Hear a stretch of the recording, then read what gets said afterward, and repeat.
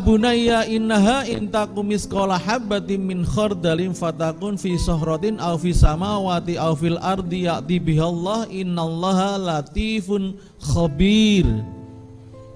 Ayat 16. Ini melatihkan keikhlasan dalam kita berbuat atau sering dikatakan ihsan.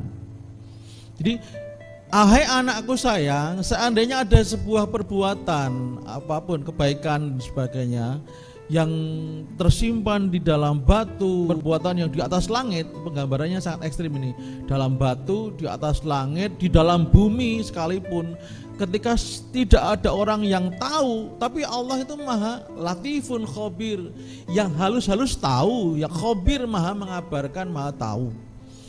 Ini mengajarkan ketika kita berbuat baik, itu niatkan karena Allah pasti akan menghargai. Kalau orang itu mengakui, orang itu menghargai, itu sebuah bonus, tapi bukan tujuan utama. Dalam satu forum Rasulullah dialog dengan sahabat-sahabatnya, ketika sedang ngobrol itu ada malaikat Jibril yang menyamar sebagai manusia, tanya tentang apa itu Islam, apa itu iman, apa itu ihsan, kapan hari kiamat. Itu tanya 4 hal. Islam dijawab, Islam adalah seperti ini.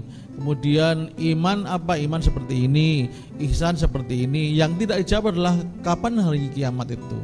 Dia menjawab bahwa yang ditanya tidak lebih tahu daripada yang bertanya. Yang akan saya sampaikan adalah ihsan. Apa itu ihsan? Fa'akhbirni anil ihsan. Si malaikat Jibril itu bertanya, dan berilah informasi kepadaku tentang ihsan.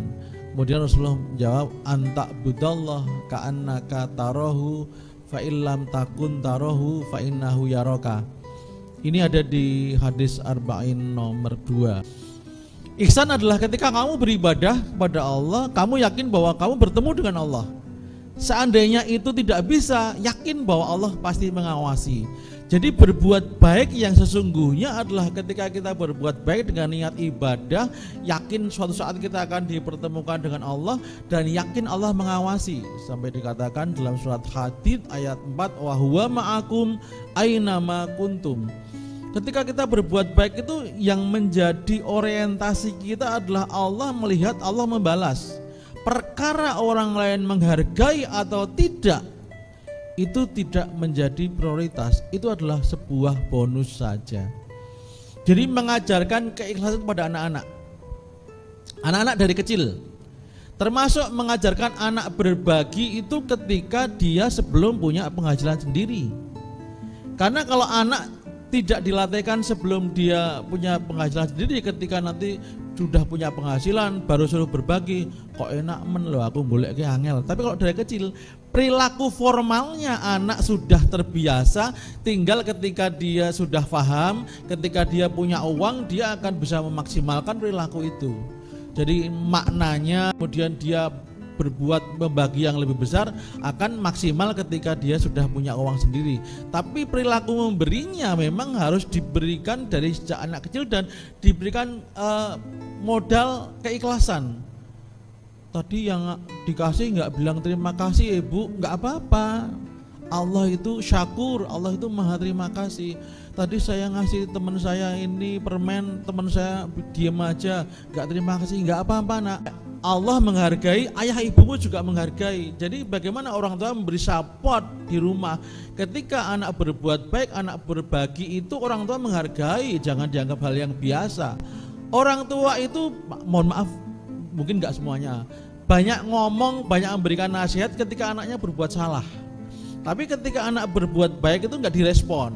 Ini menjadi perilaku baik itu kadang-kadang tidak menguat.